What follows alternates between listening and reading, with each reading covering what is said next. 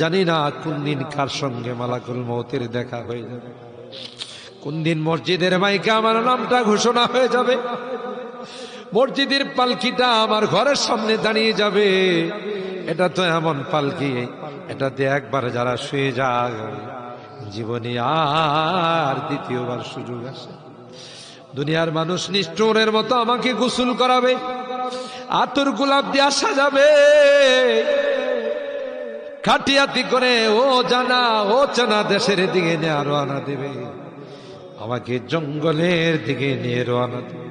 আমি চলে যাব, আর কোনদিন আসবো না। আল্লাহ ওই মুহূর্তটা আসার পূর্বে নেককার বানাই দিও আল্লাহ, পরহেজগার বানাই দিও, কলমাওয়ালা বানায়া দুনিয়া থেকে নিও আল্লাহ। আমি যদিও গুনাহগার, মুসাফিরের দোয়া নাকি তোমার কাছে কবুল।